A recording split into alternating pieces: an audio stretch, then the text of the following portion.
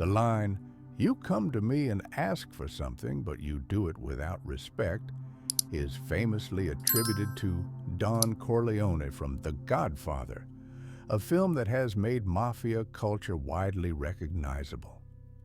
People often envision men in tailored suits, accessorized with handkerchiefs and hats, wielding Tommy guns while surrounded by glamorous women and whiskey amidst a lively atmosphere. The depiction of violence and the connection to show business are integral aspects of this mafia portrayal. Today, we'll discuss the mafia, focusing on established organizations rather than lesser-known gangs.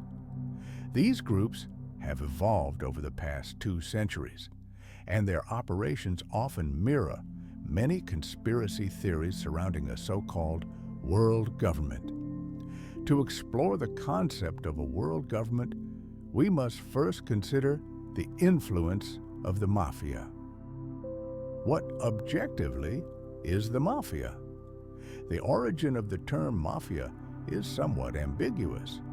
One widely held belief is that it serves as an acronym for a Sicilian slogan meaning "Death to France, Italy lives," derived from the initial letters of these Italian words.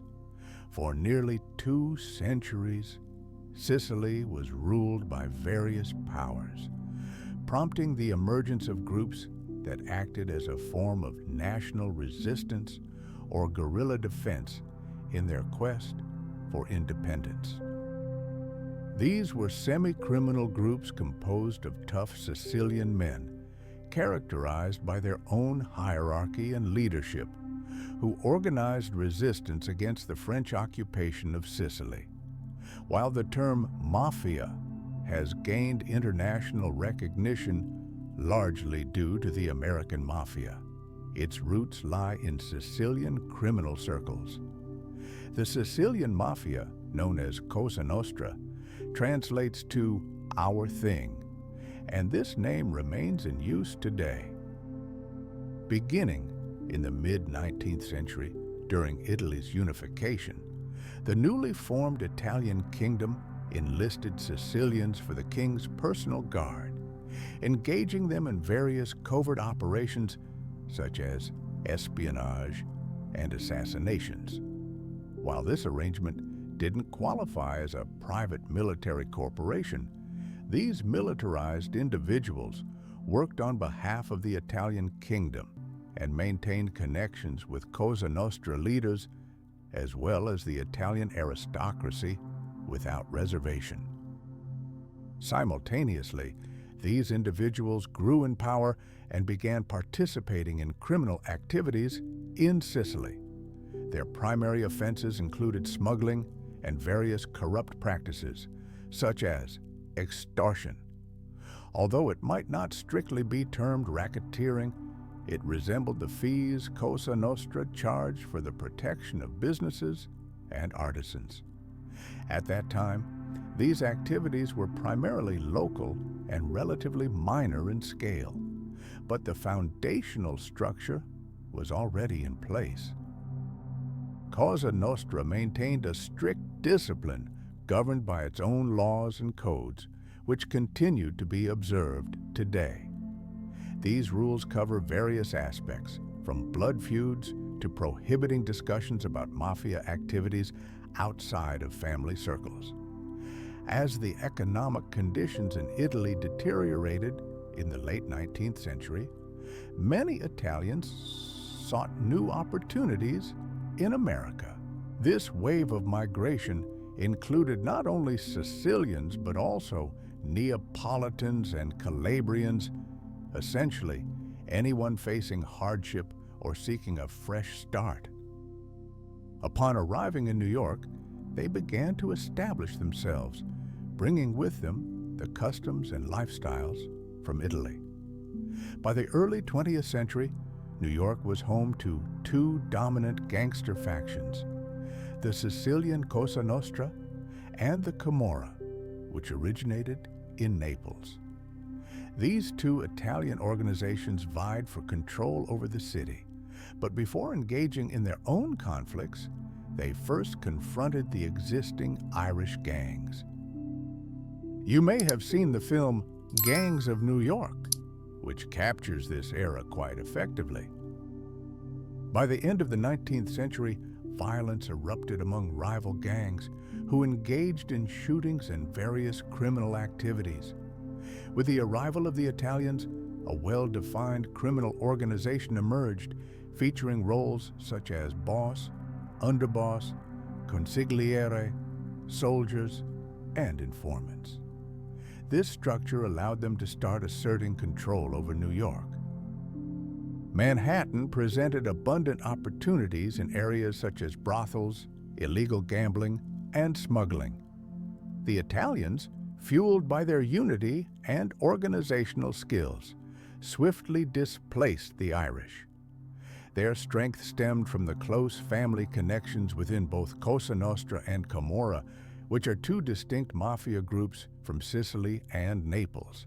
This structure meant that these individuals were not merely a random assembly of people, but rather members of interconnected clans, brothers, cousins, and other relatives, bonded by blood, either directly or across generations.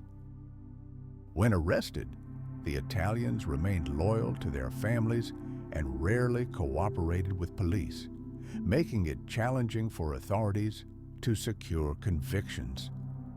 This resilience distinguished them from the Irish gangs.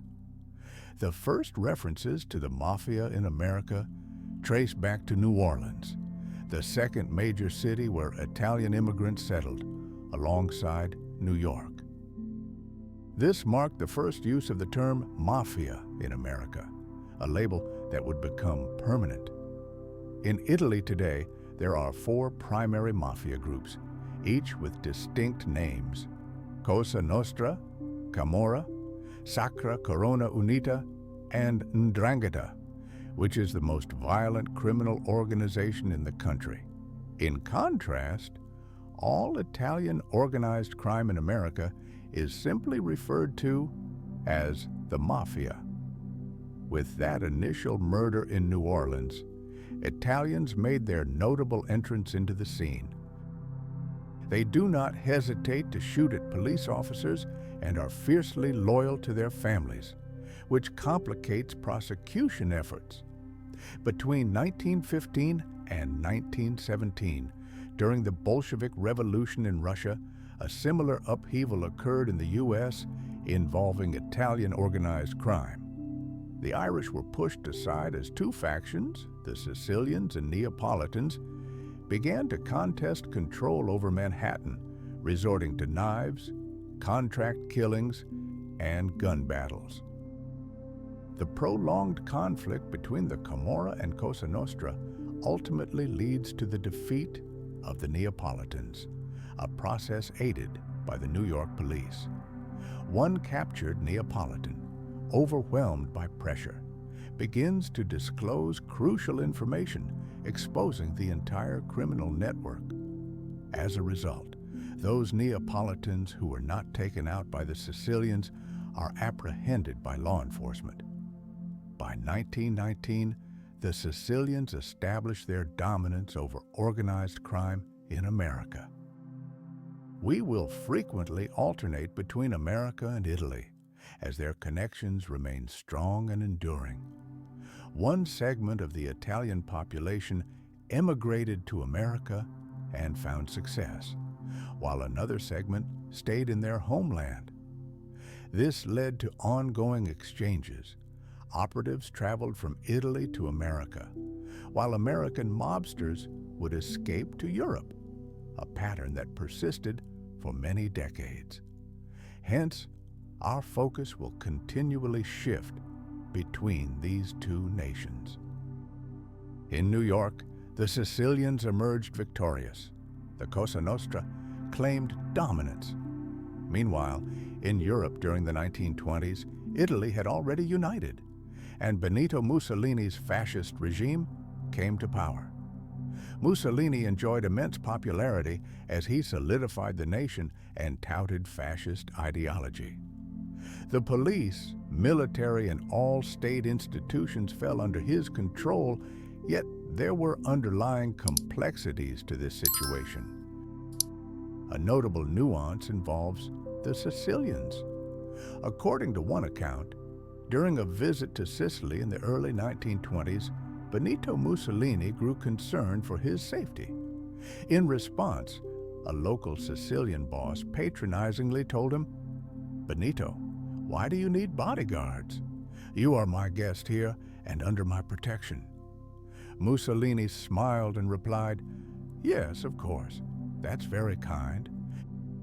Upon his return to Milan, he declared that the Mafia needed to be eliminated, as it was assuming roles typically held by the government and resorting to violence. What does it truly mean to say, "You are under my protection, you are my patron"? After all, he is merely a criminal.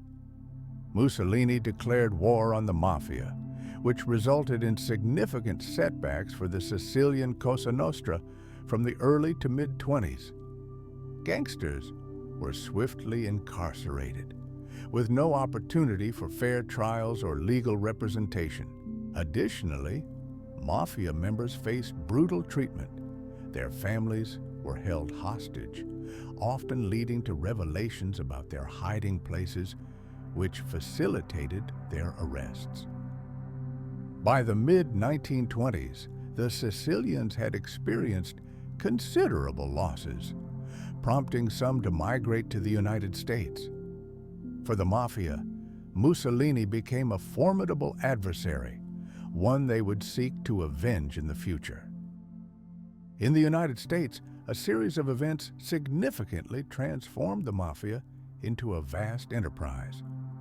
The era of Prohibition, which lasted for a decade from the 1920s to the 1930s, aimed to curb alcohol consumption and reduce alcoholism. However, in practice, it largely failed. In New York State, Prohibition was ignored 95% of the time, while in California, it was disregarded 83% of the time. What does this imply? People continued consuming alcohol despite its prohibition, turning to speakeasies where illicit drinking flourished.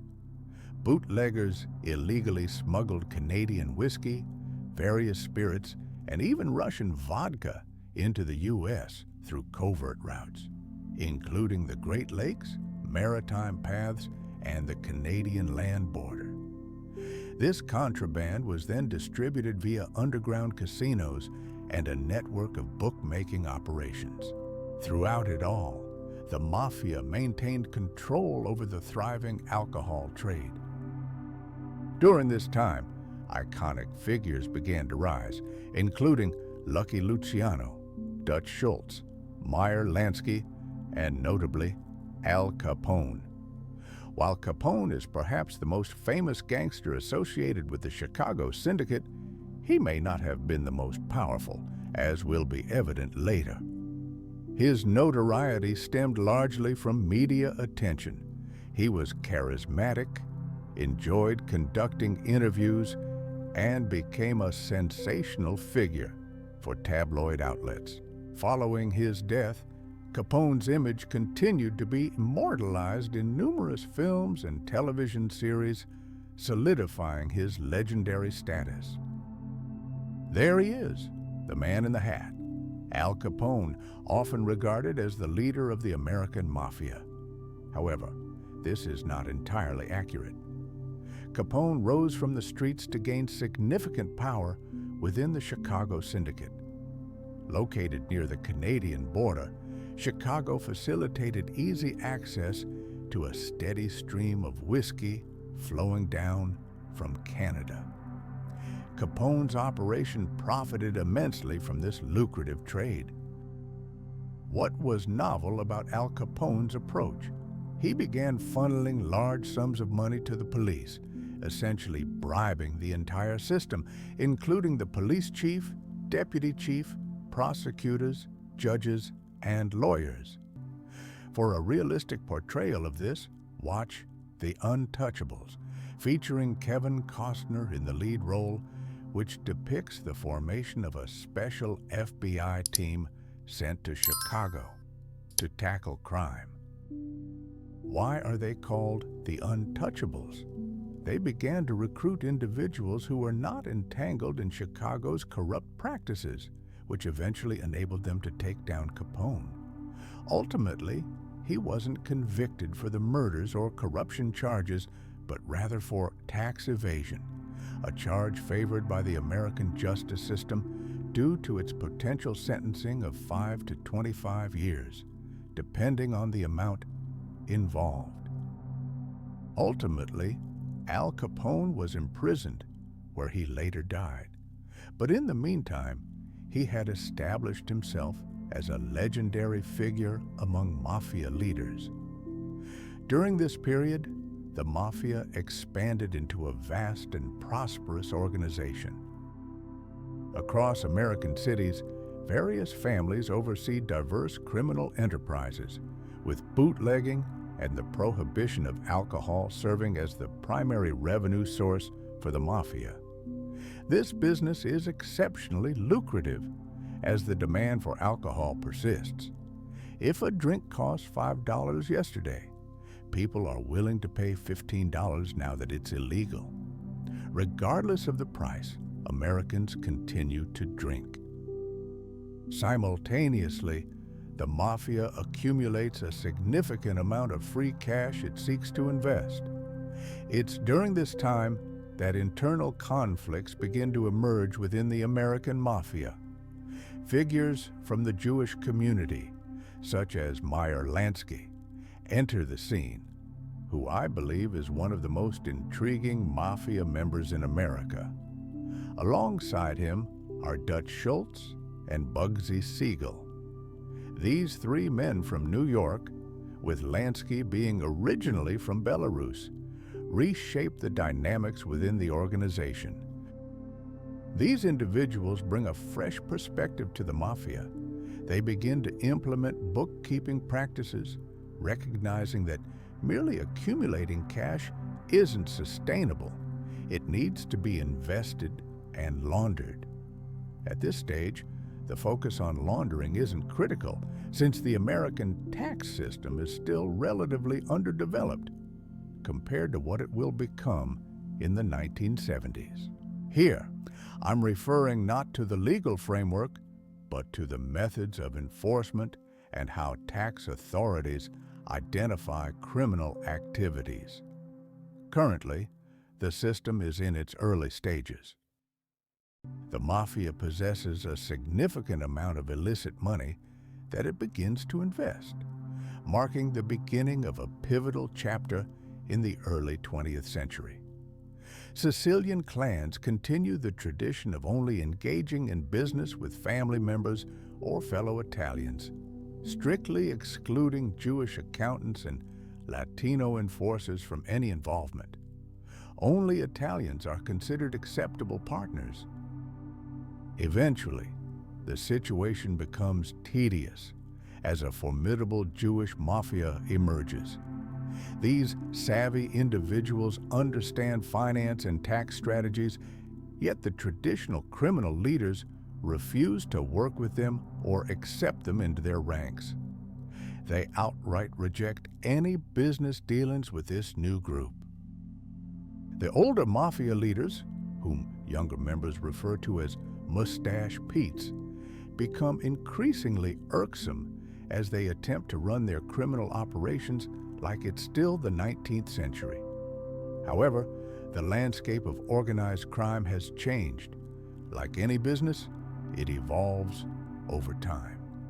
This creates growing dissatisfaction among the younger gangsters, led by Lucky Luciano, a nickname rather than his actual name.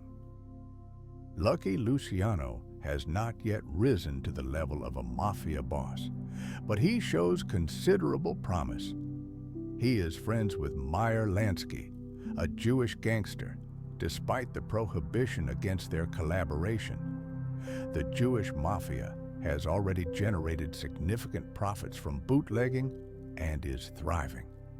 This growing discontent among the younger generation culminates in a conflict, with the Mustache Petes ultimately unwilling to relinquish their power. The younger members are forced to seize control, and in the end, they succeed. In 1929, the Castellammarese War erupts between two Sicilian families, Joe Masseria's faction and Salvatore Maranzano's clan. Both are veterans of the Mafia landscape, vying for control over Manhattan and criminal enterprises across America. The Mafia has expanded significantly, with multiple families competing in bootlegging operations in cities nationwide. During Prohibition, significant profits were generated, but the law was repealed in 1930, leading to a sharp decline and eventual loss of income. As a result, rival factions were forced to negotiate divisions of influence. This period was marked by violent clashes, including contract killings, betrayals, mass shootings with Tommy guns, and car bombings, resulting in a brutal 2-year war. In 1931, the war concludes with the death of Joe Masseria, and Salvatore Maranzano is declared capo di tutti capi, or boss of all bosses. He establishes a strict hierarchy within the Italian Mafia in America, positioning himself at the top. Under this framework, each city is dominated by a single main family, all subordinate to him. However, New York, given its size and wealth, hosts 5 families instead of just one. Regardless, all must follow the directives of the boss of bosses, who determines policies concerning promotions, eliminations, bribes, and investments. This model solidifies the Mafia structure as we recognize it today. Each Mafia family operates as a structured organization, led by a boss who is supported by a consigliere, a second-in-command, an accountant, capo regimes, and street-level soldiers. This hierarchy is consistent across cities and remains in place today, contributing to the Mafia's mobility, discipline, and wealth accumulation. Although Maranzano was the inaugural boss of the American Mafia, his reign was brief due to growing tensions between the younger Italian members and the older generation. They recognized that the business landscape was evolving. Collaboration with rival groups, including the Jewish Mafia, became necessary. As opportunities arose in Cuba with the emergence of casinos, the older leaders resisted, claiming that gambling could be detrimental. Meanwhile, the younger members viewed drug sales as a necessary venture despite warnings against it. They believed in embracing all possibilities, from managing prostitution to overseeing illegal bookmakers. The conflict between the younger and older members culminated when associates of Salvatore Maranzano, including Lucky Luciano, Vito Genovese, Frank Costello, Bugsy Siegel, and Meyer Lansky, orchestrated a contract killing that led to Maranzano's assassination. This paved the way for the rise of a legendary figure in organized crime. Although Al Capone is often regarded as the most famous Don, he was never the most powerful. In contrast, Lucky Luciano emerged as the true boss of all bosses following Maranzano's death. Assuming control of an already well-established hierarchy, Luciano's first major decision was to forge alliances with the Jewish Mafia. Luciano establishes a structure known as the Big Seven, a moniker likely coined by journalists rather than used by the members themselves. This group consists of 5 New York families, along with 2 key figures, Meyer Lansky and Bugsy Siegel. Lansky, renowned for his sharp intellect, is often recognized as the smartest individual in the American criminal underworld. Together, the Big Seven, encompassing the 5 Sicilian families and the 2 Jewish entrepreneurs, launch serious illicit operations across America. They gain control over prostitution and illegal gambling establishments, begin investing in their own casinos, and start venturing into laundry businesses. What does money laundering actually mean? In essence, it refers to the process of concealing illicit income acquired from various illegal activities, allowing individuals to purchase legitimate assets like houses and cars. Due to strict tax regulations in the United States, investing dirty money directly is not an option, necessitating laundering. This is typically done in high-traffic venues such as restaurants, bars, and laundries. These establishments facilitate cash transactions, making it difficult to track actual sales. For instance, a launderer might report cleaning just a single shirt when they're actually processing much larger amounts, like hundreds of dollars. The system operates quite straightforwardly. You establish a network of bars, pizzerias, and laundries that claim to generate significant revenue from high customer traffic, even when actual patron numbers are low. By channeling illicit money into these businesses as income supposedly derived from guests, you effectively cleanse the funds. This method was devised by Lansky and continues to be utilized worldwide in various forms today. The term mafia laundry aptly describes this process, as the original money laundering businesses were indeed laundromats. The second organization established by Lucky Luciano is known as the Murder Corporation, or Murder Inc., as it was termed by journalists in New York, with Albert Anastasia at the helm.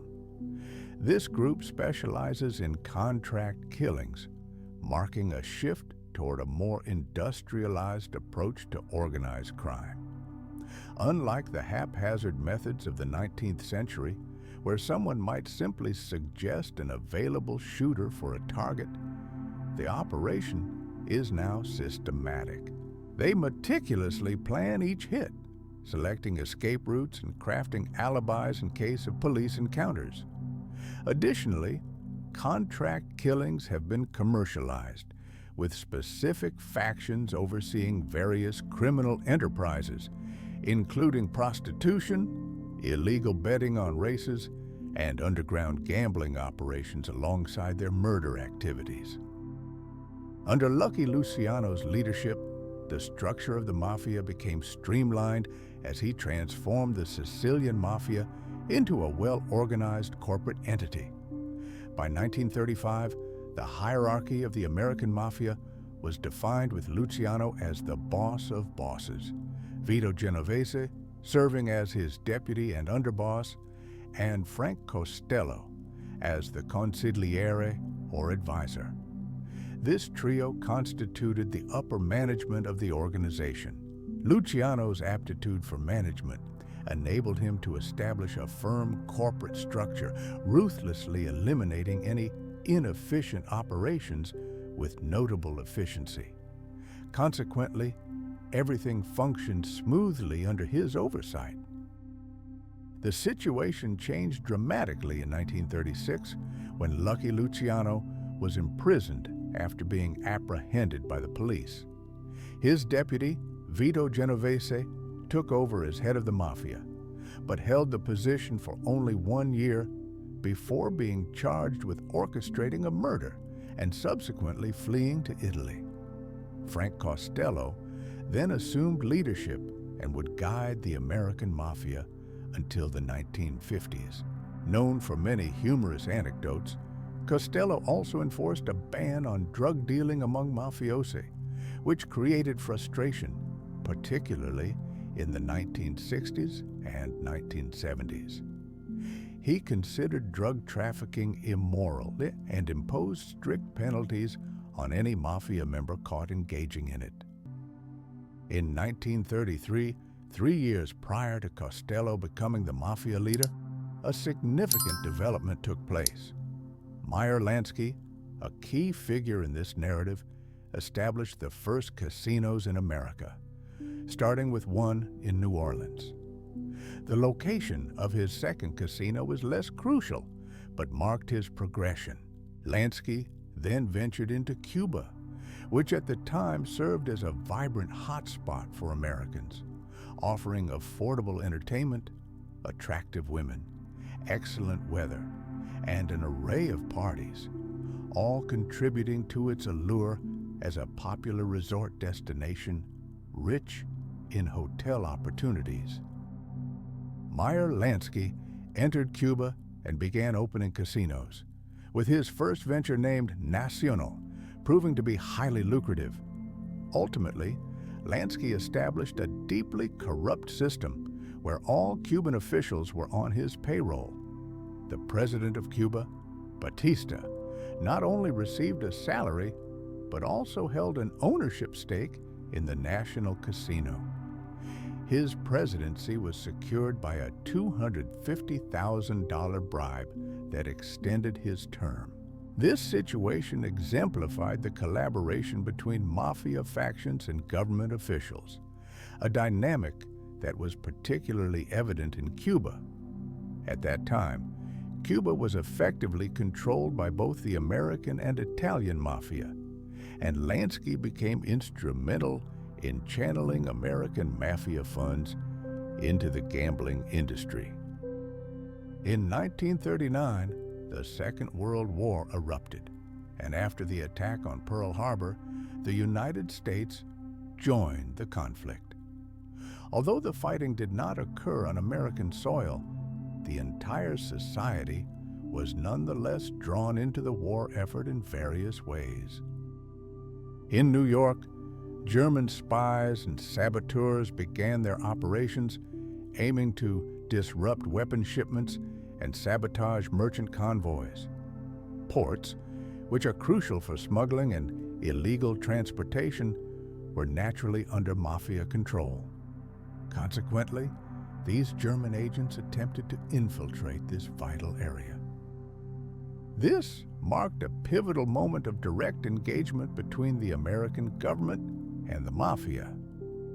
The government sought Meyer Lansky's assistance to safeguard the New York port from saboteurs.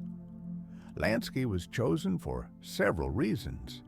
As a Jewish man and a staunch anti-fascist, he ardently opposed the rise of semi-fascist groups in America, actively disrupting their meetings and confronting their activists, not for financial gain, but out of a deep-seated hatred for fascism. During the war, Lansky provided significant assistance to Jewish refugees, contributing $500 for each Jew needing resettlement in Manhattan, a decision that would later benefit him greatly. The CIA then approached him stating, "Mr. Lansky, we need your help with a problem." Lansky readily agreed, saying they could help with everything. He suggested involving Lucky Luciano, who had been incarcerated for 15 years. "If you release him, we'll take care of the saboteurs. We'll deal with them decisively." As a result, peace returned to New York's port, and operations ran smoothly. Authorities apprehended 5 individuals and promptly handed them over to the government. Eventually, a judicial agreement led to Lucky Luciano's release from prison. As part of the terms negotiated with the authorities, Luciano was required to relocate, choosing Italy as his destination, effectively returning to his ancestral homeland. Another pivotal event occurred with the American troops landing in Sicily towards the end of World War II. While Sicily's location at the tip of the Italian peninsula made it a strategic choice, the deeper motivation stemmed from historical grievances. Mussolini's brutal repression of the Mafia in the 1920s left a lasting impact, and the mafiosi had not forgotten this betrayal.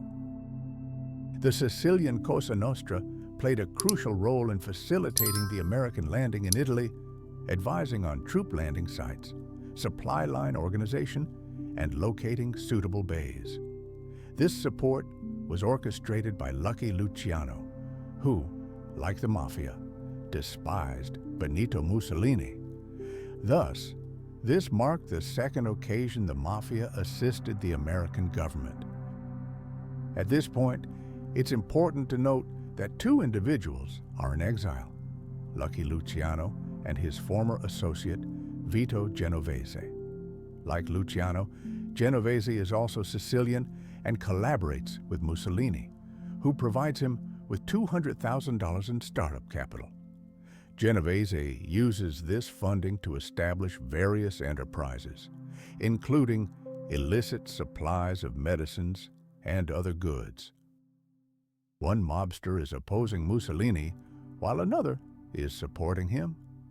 Claims that gangsters possess honor or integrity and never break their promises are misleading. What truly drives them is profit. In this context, Lucky Luciano assists the Americans while also enabling Mussolini to profit. After the landing in Sicily, an intriguing development arises involving Vito Genovese. With the war over and Mussolini executed, a trial ensues in which Genovese is prosecuted not as a mobster, but as a fascist criminal and collaborator. The details of Vito Genovese's escape from prosecution remain ambiguous, but exactly 1 year after the war ended in 1946, he becomes entangled in the illegal trade of ammunition, supplies, medicines, and decommissioned vehicles sourced from American military warehouses. He possesses a letter from an American quartermaster and one from the Italian consul in New York, both affirming his involvement in these activities. Genovese is profiting. Previously, he aligned with Mussolini, and now he is cashing in alongside his adversaries. What is the second exiled gangster, Lucky Luciano, up to? You may have heard the term French Connection, which refers to a heroin distribution network to America that Luciano, bored in exile in Italy, masterminded. He devises a clever scheme involving opium, familiar from the Opium Wars, produced in Southeast Asia and Turkey. This opium is essential for the pharmaceutical industry, with many labs serving it based in the vibrant city of Marseille. The opium they receive is processed and packaged for medical use.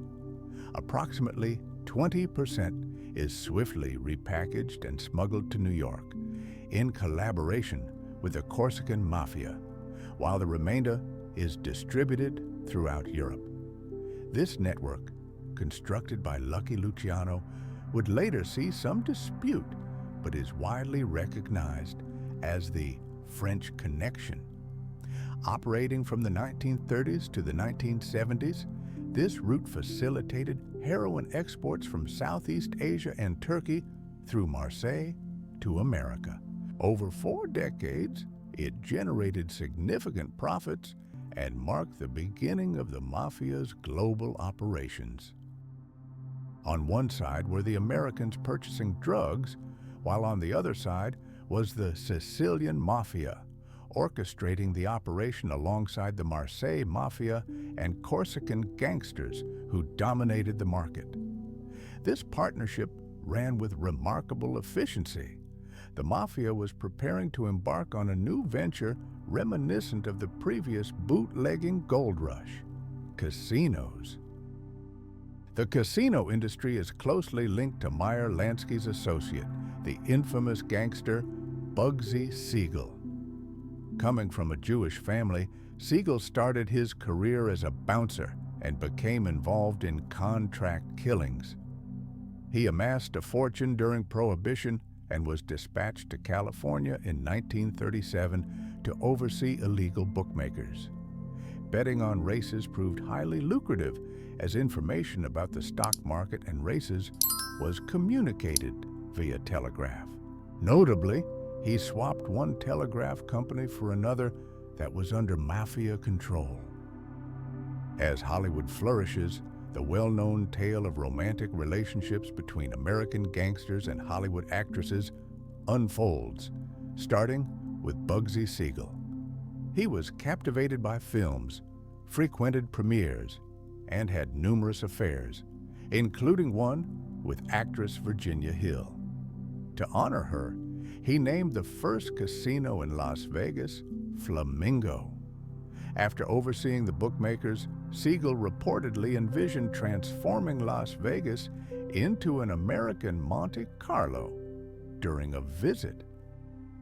He approached his friend Meyer Lansky, who was essentially the financial mastermind for the American Mafia, and proposed, "Meyer, let's create an American version of El Nacional Casino in Havana." Lansky negotiated with Italian mobsters, Siegel secured the funding, and in 1945, they opened the Flamingo, named after Virginia Hill's nickname. However, the casino had a delayed launch and initially struggled to generate profit. Additionally, the Mafia learned that Siegel had embezzled significant funds during construction by awarding fake contracts to his relatives, essentially stealing from them. In 1946, a historic gathering of American mob bosses unfolded in Havana, featuring Luciano and Meyer Lansky among the attendees. Notably, Frank Sinatra was also present at this meeting. This story would follow the renowned American singer for the rest of his life. He frequented Havana a few times and was often photographed with numerous Mafia bosses. He remarked, "What could I do? They invite me to parties. They're my friends. I can't refuse them." At one point, he nearly got caught transporting a suitcase filled with millions in cash from New York to California. He owned a casino that, as it turned out, had ties to the Gambino clan. While Sinatra had significant connections to the American Mafia, it isn't the sole reason for his enduring popularity. During the Mafia meeting in Havana in 1946, Bugsy Siegel received what amounted to a death sentence for stealing from his associates. However, Meyer Lansky intervened, pleading, "Bugsy is my friend. Yes, he took our money, but give him a year. Once the casino becomes profitable, he will repay us. Killing him now, while he's in the midst of this project, is unjust." Siegel was granted a reprieve for 1 year, but when the casino began generating significant profits, he was shot on his own porch. In an instant, all of his casinos and assets were transferred to the American Mafia. The Mafia played a crucial role in the growth of Las Vegas by investing in its first casino, which generated substantial profits.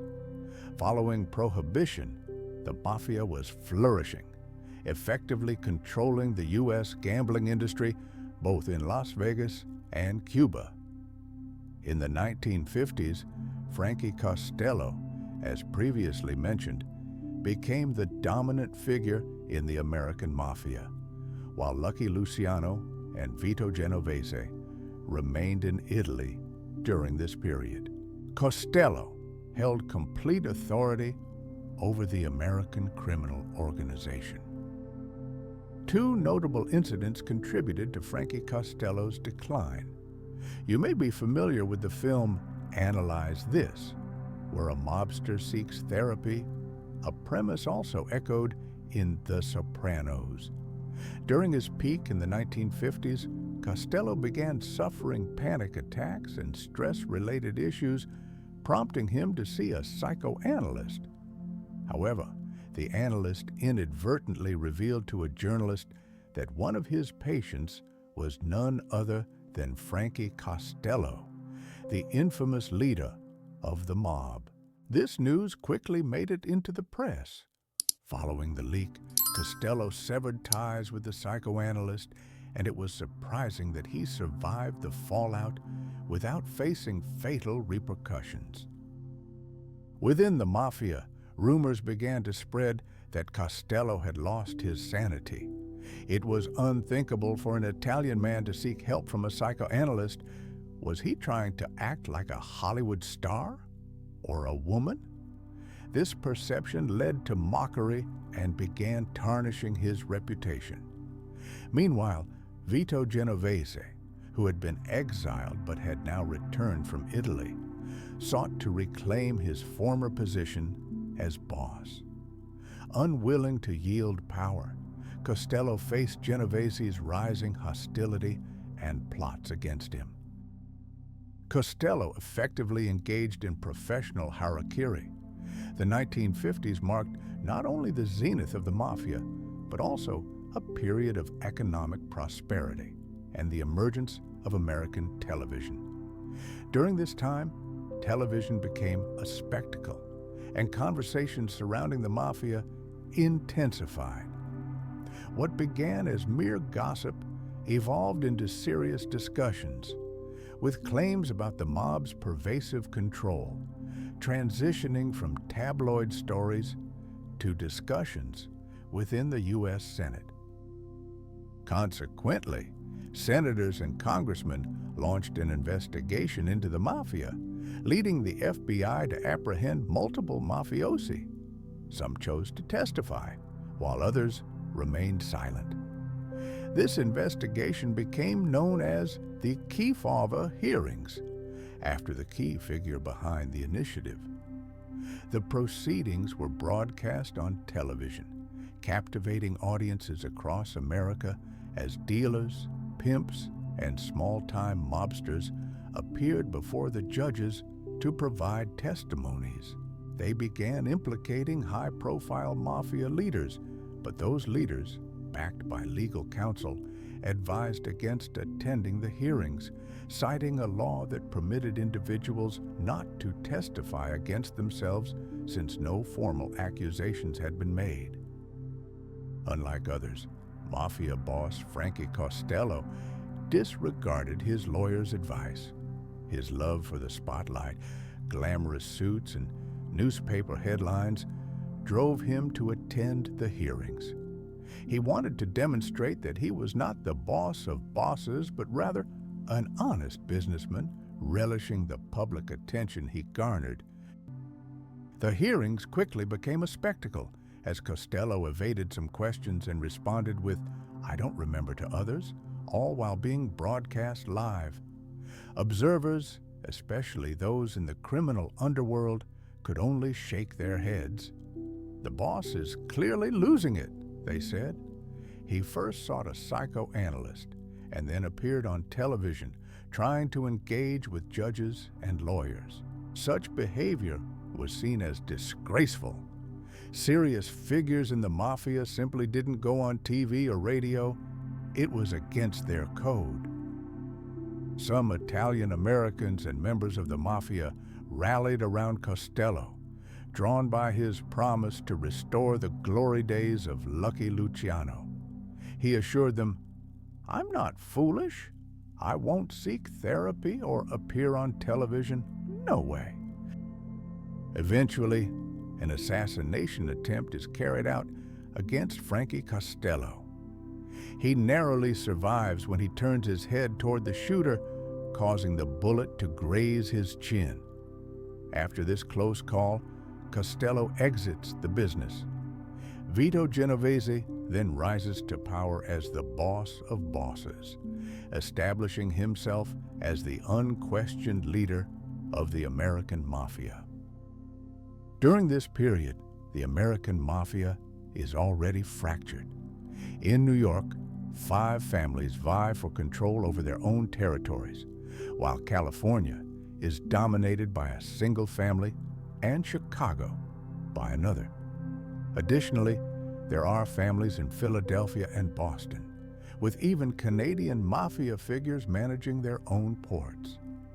Consequently, the once rigid hierarchy that thrived under Lucky Luciano has begun to unravel. Vito Genovese attempts to restore the mafia's former structure driven by his vanity, a trait often intertwined with mafia culture. This obsession with appearances, characterized by flashy suits, luxury cars, and posing for paparazzi, has long been synonymous with the American mafia of Italian descent and persists to some extent even today. Vito Genovese seeks to reinstill the old hierarchy and invites the leaders of all the families to a ranch for the Apalachin meeting. His aim is to have everyone acknowledge him as the boss of bosses, where he can publicly announce his intentions and solidify his rise to power. This event took place in 1957. The Apalachin meeting ends in chaos when a local police officer notices an influx of cars with New York, Chicago, and California license plates arriving in town. Meanwhile, all the nearby hotels and motels are fully booked for the weekend. Seeing these tough-looking men, he reports his observations to his supervisor, who in turn alerts the FBI. As the families gather for the meeting, they are promptly arrested by special agents from various enforcement units. The Apalachin Conference turns into a total debacle for Vito Genovese, ultimately resulting in his imprisonment. This marks the beginning of a new chapter as the Gambino clan rises in America, dominating the mafia underworld until the early 1980s while intermittently warring with rival families. However, we will revisit the Gambinos later. For now, let's shift our focus back to Italy. In the 1960s, as discussed, regarding the French Connection heroin trade, Sicilians were significantly involved. The immense profits eventually sparked conflict, leading to the first mafia war in Palermo, characterized by extreme violence, including hostage-taking, car bombings, and the slaughter of entire families. After 2 years of brutal fighting, around 500 people died on both sides, and the situation escalated further when police began intervening with widespread arrests. In Sicily, 1,500 individuals were arrested over 2 years during a brutal conflict. Despite the high number of detentions, primarily involving lower-ranking gangsters and their associates, the overall impact was minimal. At that time, it was uncommon for bosses to be imprisoned.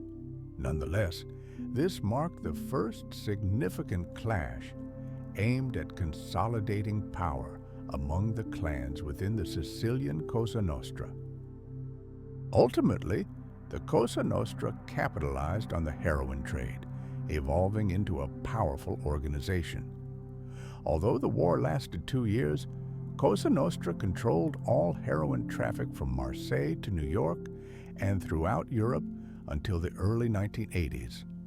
Meanwhile, in America, a significant shift began in the 1970s with the arrival of cocaine, which had previously only appeared sporadically since its brief popularity as a bohemian drug in the 1920s.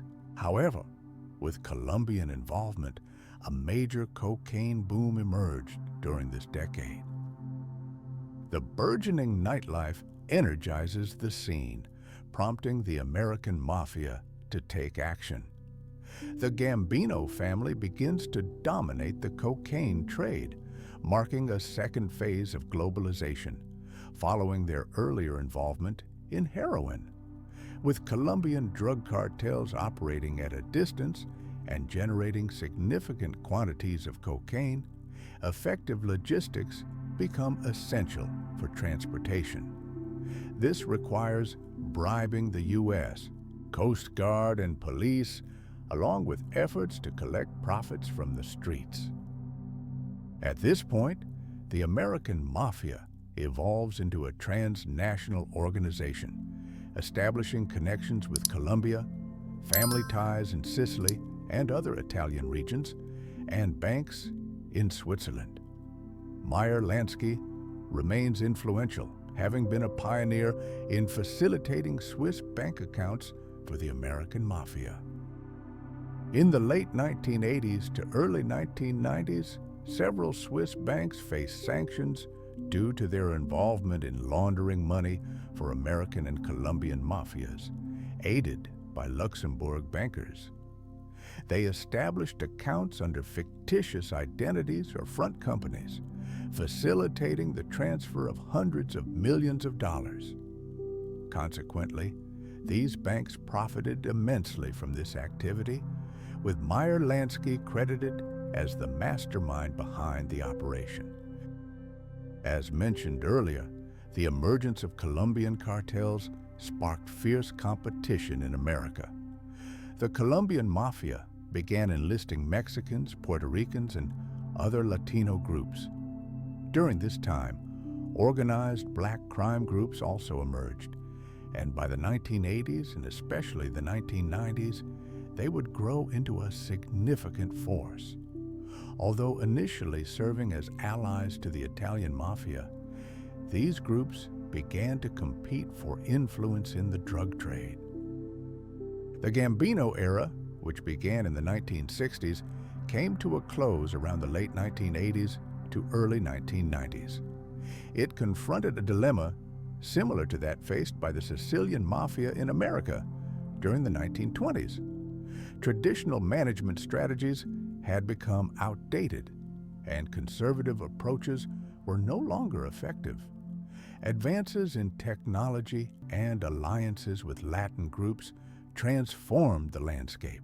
In the 1960s, Colombian cartels were dismissed as inconsequential, seen as rudimentary producers with little ability to rival the Italians.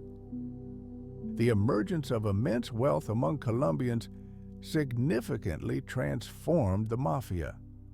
Primarily, the rise of international financial transactions reshaped its structure as Mafia funds began to flow out of the United States and across the globe. Panama emerged as the first money laundering hub, followed by Switzerland, Luxembourg, and later various island nations that are well known for such activities. Meyer Lansky was the architect behind the Mafia's operational structure. A highly intelligent Jewish crime lord, he equipped the organization with essential financial tools still in use today. Lansky, originally named Sukhomlinski, was born in Belarus but claimed to be from Poland. He grew up on the streets of New York, where he formed a formidable friendship with Lucky Luciano. As boys, Meyer Lansky engaged in petty crime, during which Lucky Luciano approached him and demanded $10 a week. Taken aback, Lansky questioned Luciano's sanity. In response, Luciano made anti-Semitic comments and, along with his gang, assaulted Lansky to extract the money. A week later, Lansky confronted Luciano, striking him on the head with a rock and stealing his valuables. He warned, "If you ever slur me again, I'll cut out your tongue. Do you think only Italians are skilled with knives?" After this incident, they became friends and formed a partnership that lasted for many years. Lucky Luciano provided the muscle for their operations, while Meyer Lansky managed other aspects, playing a crucial role in establishing the bootlegging business. Batista's elevation to power in Cuba, funded with $250,000, was orchestrated by him. He was also involved in the Las Vegas scene, where Bugsy Siegel turned to him for financial support to launch the first casinos. A humorous episode unfolded in 1959 when Fidel Castro ascended to power and confiscated everything from the Mafia. The only individual brave enough to meet with Castro and Che Guevara was Meyer Lansky, a Jewish man donned in a tie and hat. He confronted them stating, "You've taken everything from us, which is quite unjust. We may have to shoot you." Although the discussion was intense and many regarded Lansky as reckless for his visit, he ultimately left Cuba unharmed, despite the revolutionaries seizing all their assets. Following Fidel Castro's death, Meyer Lansky's son requested the return of funds for the El Nacional casino, but as far as I know, that process is still unresolved, with the Cubans yet to reimburse the money.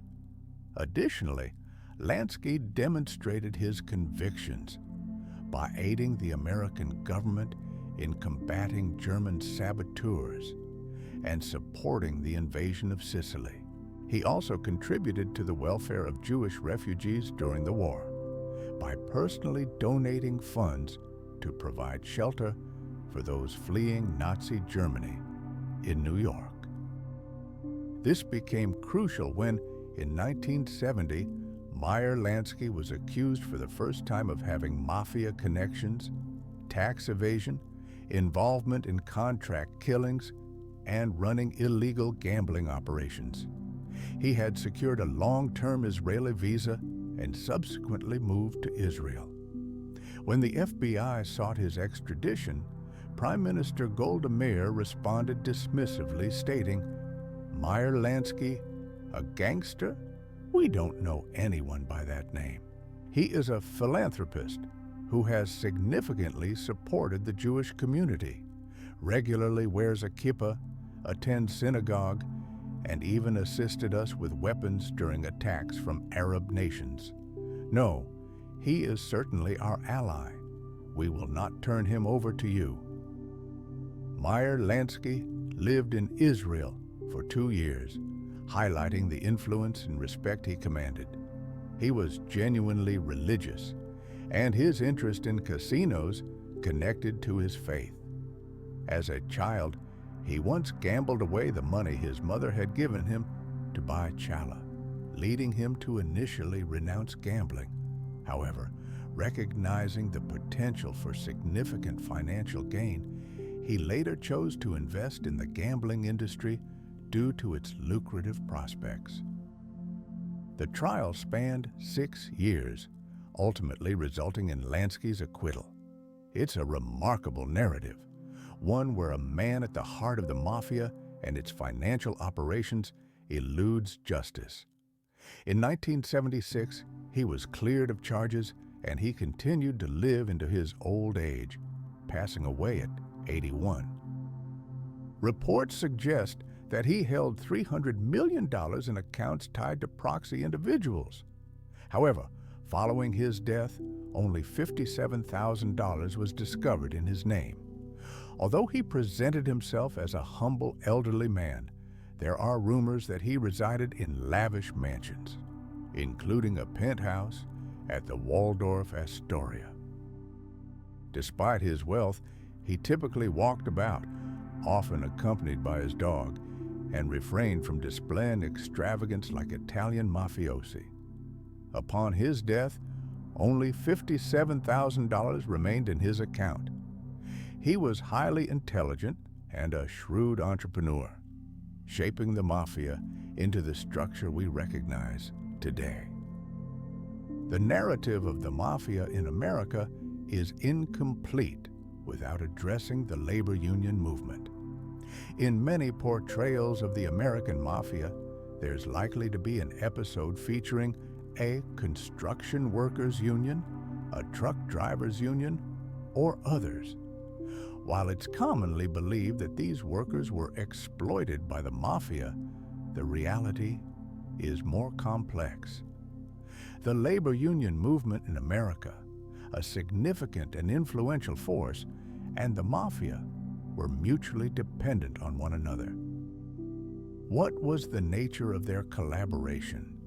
Unions, such as the Truck Drivers Union, possess a substantial membership base, which grants them considerable power.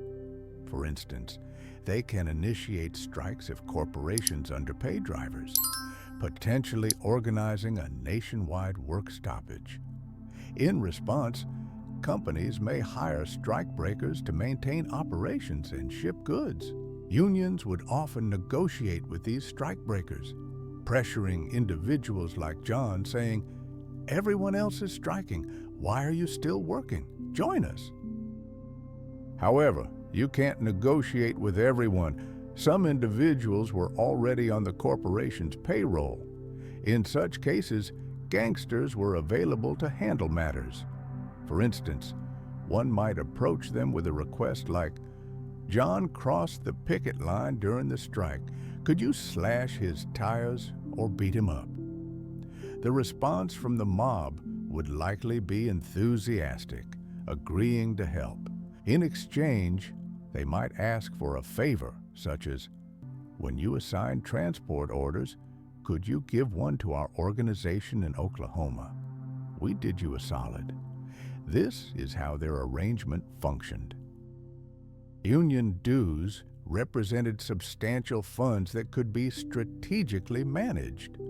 Union leaders oversaw these resources, often investing in mafia ventures and semi-legal operations to generate significant profits.